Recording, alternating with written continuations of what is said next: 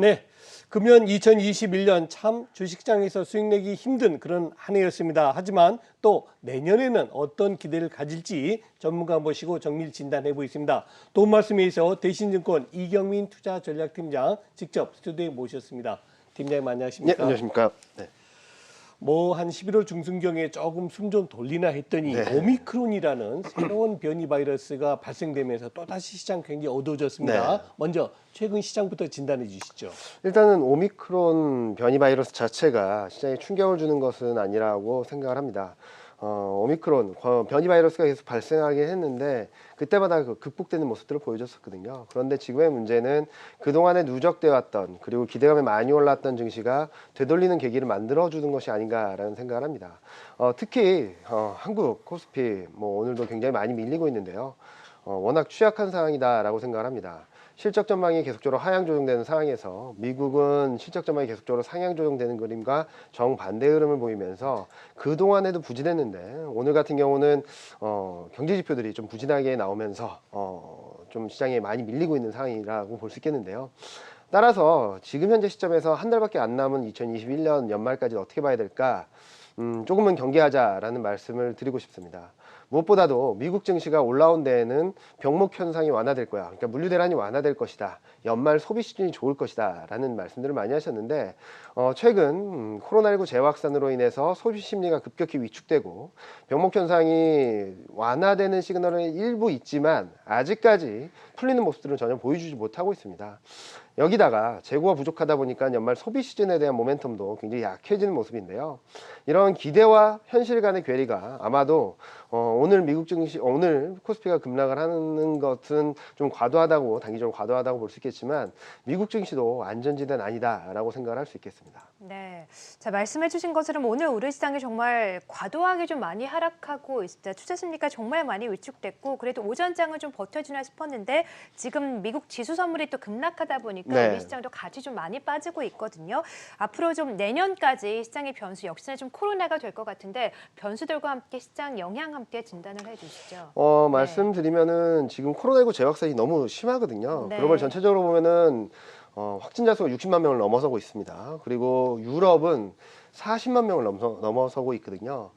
그러다 보니까 유럽 내에서도 접종률이 한 50%, 60%, 70% 되는 나라들은 그래도 위드 코로나를 지키면서 유지하면서 생활 방역을 강화하는데 접종률이 낮은 나라들은 지금 봉쇄 조치를 재개하려는 움직임들, 몇몇 나라들은 실질적으로 재개를 하고 있는 상황이라서 거기다 오미크론발 이슈로 인해서 국경을 좀 봉쇄하는 모습들도 나타나고 있다는 점들이 좀 단기적으로는 병목 현상을 좀 완화되는 시점을 좀 지연시킬 수 있고 소비 심리를 또 한번 위축시킬 수 있는 변수가 되지 않을까라는 생각을 하고 있습니다.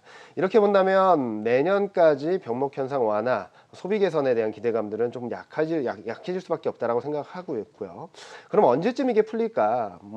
여러 가지를 봐야 되긴 하겠지만 최악의 상황을 가정해 보겠습니다. 아마 오미크론의 백신 효능 아마 2주가 걸릴 거고요. 치료제 효능 아마 100일이 한 달 정도가 걸릴 겁니다. 이게 다 안 돼서 새로운 백신을 개발하고 업그레이드하는 데까지는 한 100일 정도가 걸린다고 본다면 약 2월, 3월 정도면은 좀 완화되지 않을까라는 생각을 하고 있고요. 그리고 그동안 코로나19 패턴을 보면은 겨울철에는 좀 확산되었다가 봄이 되면서 좀 진정되는 효과들을 보여줬었거든요. 그런 모습들을 보여줬었기 때문에 거기다가 부스터샷을 다시 맞기 시작하고 있고 이런 것들을 봤을 때는 코로나19로 인한 부정적인 파급력은 내년 1분기를 지나면서 완화될 수 있다라고 생각을 하고 있고 그렇게 되면 이를 기점으로 병목 현상이 완화되는 그림 그리고 소비 심리가 살아나는 그림이 나타나면서 증시는 상승 반전을 할 수 있다라고 생각을 하고 있습니다.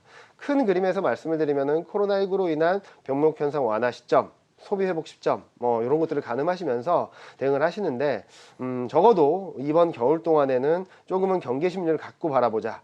좋은 기회는 내년 1분기 중에 올 거다라고 생각을 하고 있습니다. 네, 자 시선을 조금 이제는 금리 쪽으로 한번 옮겨보겠습니다.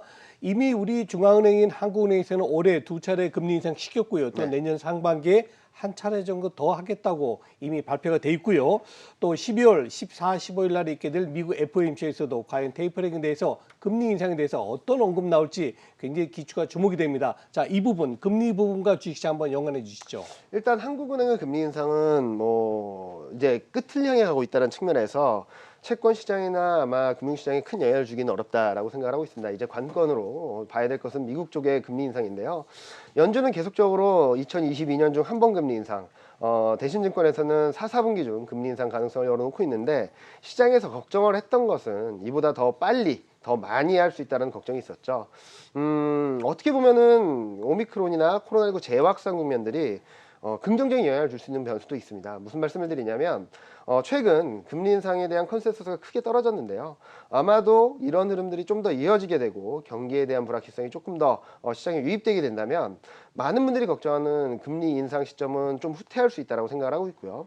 이제 연준의 스탠스가 중요합니다. 아마 12월 달 지금 오미크론이나 코로나19 재확산 국면을 어떻게 해석하는지를 좀 보셔야 될 것 같고 여기에 대해서 좀 경계감을 높이고 있다. 아마 파월 의장도 어제 같은 경우는 오미크론으로 인해서 불확실성이 더 커졌다라는 얘기를 할 정도로 이로 인해서 통화정책 시점이 좀 후퇴한다거나 긴축의 시그널이나 긴축의 속도, 통화정책 정상화의 속도가 조금 진정되게 된다면 아마 이를 기점으로 좀 바닥이 나오지 않을까라는 생각을 하고 있는데요. 일단은 단기적으로는 기술적 반등이 트리거가 될 수 있겠지만 진바닥이 나오는 시점에 있어서는 앞서 말씀드렸던 바와 같이 경기의 방향성이 그리고 실적의 방향성이 그리고 공급망 병목 현상의 완화 시점이 가장 중요한 키포인트라고 생각을 하고 있습니다. 네. 자, 그러면 이제 업종에 관해서 좀 질문을 드려보도록 할게요. 사실 오늘은 뭐 거의 전 업종이 빠지고 있긴 하지만 올해 내내 가장 지지부진했던 종목 업종으로 꼽자면 아무래도 반도체가 아닐까 네. 싶습니다. 그래도 간밤 필라델피아 반도체 지수가 좀 올라서 삼성전자, 하이닉스 오늘 좀 버텨주나 싶었는데 지금 다시 좀 낙폭을 확대하고 있거든요. 반도체 IT 투톱과 함께 다른 업종군들, 반도체 종목들은 어떻게 보실까요? 일단은 반도체 대형주 같은 경우는 아마 내년 1, 4분기 중에 바닥이 나오지 않을까라는 생각을 하고 있습니다. 많은 분들이 기대를 하시죠. 2019년의 케이스를 말씀을 하시면서 2019년 4분기에 반도체 가격이 저점이었으니까 2019년 1분기 1월 달에 가격이 저점이 나왔던 만큼 내년 하반기에 반도체 가격 저점이 예상된다면 이번에 저점이 나온 것이 아닌가라는 기대를 하셨고 그로 인해서 급반등이 나오기도 했습니다. 그런데 여기서 좀 다른 점은 가격 변화율입니다. 전분기 대비 가격 변화율 보면은 2019년 1분기에는 최악의 상황, 그러니까 변화율 자체에 있어서 저점이 1분기에 나왔습니다. 그런데 이번에는 아직까지는 전분기 대비 변화율이 저점이 나오지 않았습니다. 아마 내년 1분기쯤 나올 수 있다라고 생각을 하고 있는데요. 이에 따라서 저희 섹터 애널리스트나 저나 아마 4, 4분기 실적 시즌을 지나면서 반도체 실적에 대한 하향 조정이 조금 또 한 번 있을 수 있다는 측면을 감안해 보면 아마도 대형 반도체 투톱은 내년 1분기를 지나면서 바닥을 잡고 움직이지 않을까라는 생각을 합니다. 한편 반도체 사이클이 내년 1분기쯤에 바닥을 잡고 턴어라운드 한다면 아마도 시장의 턴어라운드라든지 이런 흐름들을 끌어가지 않을까라는 생각을 하고 있어서 내년에는 뭐 반도체 업종을 저점권에서는 꼭 주목해야 되는 업종으로 말씀을 드리고 있고요. 소부장이나 중소형주 같은 경우는 아마도 연말에 가면 갈수록 좀 불안한 모습들을 보여줄 겁니다. 워낙 많이 오르기도 한 종목들이 많고 그리고 이제 연말로 가면 갈수록 대주주 요건을 회피하려는 그리고 연말 소득세를 회피하려는 움직임들이 나타날 수 있어서 2010년 이후 보면 평균적으로 1.6조의 개인 투자자들의 매물이 12월 한 달 동안 출회됐거든요. 이런 것들만 잘 피해 나가신다면 또는 오히려 역이용을 해서 급락을 했을 때 좀 반도체 부품주라든지 중소형주들을 담아 놓으신다면 내년 1, 2월 달에는 좀 반등 탄력이 좀 강할 수 있다고 생각을 하고 있어서 좀 차별화된 전략 좀 필요하지 않나라고 생각합니다. 대형주는 지금 접근하기보다는 내년 1, 4분기 중에 접근을 하면 좋을 것 같다라는 말씀을 드리고 있고 중소형주, 반도체 부품주 같은 경우는 올해 말 내년 초 시장이 급락할 때 주가가 급락할 때 단기 반등을 노린 트레이딩 전략은 충분히 가능하다라는 말씀을 드리고 있습니다. 네. 자, 이제 대신증권 이경민 투자전략팀장을 모시는 가장 큰 이유를 여쭤보겠습니다. 이제 내년도 2022년도 연간 베이스로 투자 전략을 한번 말씀해 주시고요. 최근에 또 내년 1분기에는 공포 심리 이용해서 주식 좀 매수하자 이런 의견도 내셨는데 네. 그 구체적 이유 같이 설명해 주시죠. 일단은 좀 당황하실 수도 있는데요. 저희가 2022년 밴드는 2610에서 3330으로 말씀을 드리고 있습니다. 하단은 전 증권사에서 가장 낮고요. 상단은 증권사 평균 대비 높은 수준입니다. 그렇게 보는 이유는 변동성이 좀 클 수 있다. 그렇지만 극복하는 과정도 빠를 수 있다라는 전망 하에서 말씀을 드리는 건데요. PER, 12개월 선행 PER 10배 깨지지는 않을 것 같습니다. 다만 문제는 이익 전망이 계속적으로 떨어지고 있다는 점이죠. 10월 초만 하더라도 12개월 포워드 PER 10배는 2,900이었습니다. 지금은 2,800입니다. 실적 전망이 조금만 더 떨어지게 된다면 밴드는 하단은 좀 더 낮아질 수밖에 없다라고 생각을 하고 있고요. 단기적으로는 2,800선에서 반등 시도가 나오겠지만 락바텀은 아마 2,600선이 되지 않을까라는 생각을 하고 있고요. 이런 국면은 아마 내년 1, 4분기 중에 있을 수 있다고 생각합니다. 이 과정에서 좀 더 적극적으로 사야 될 업종은 구조적인 성장주, 인터넷, 2차전지, 그리고 수출주라고 말씀을 드리고 있고요. 구조적인 성장주를 봐야 되는 이유는 내년 2분기부터는 물가 부담을 덜어내면서 물가에 대한 부담들을 덜어내면서 시장은 좀 더 성장 쪽 그리고 구조적으로 이익이 담보되는 성장주들에 좀 포커스가 맞춰질 수 있고 병목 현상이 완화되게 된다면 이제 미국 쪽을 중심으로 한 재고 축적 수요 그리고 유럽 쪽의 소비 모멘텀이 들어오면서 아마 수출주들이 한 번 더 주목받지 않을까라는 생각을 하고 있습니다. 따라서 내년 1분기까지는 좀 보수적인 그리고 좀 현금을 어느 정도 확보하는 전략이 필요하겠지만 1분기 중에 나올 수 있는 바닥권에서는 적극적으로 주식 비중을 늘리면서 포트폴리오 베타를 늘리시는 전략이 좀 더 유리하지 않나 생각을 하고 있습니다. 네.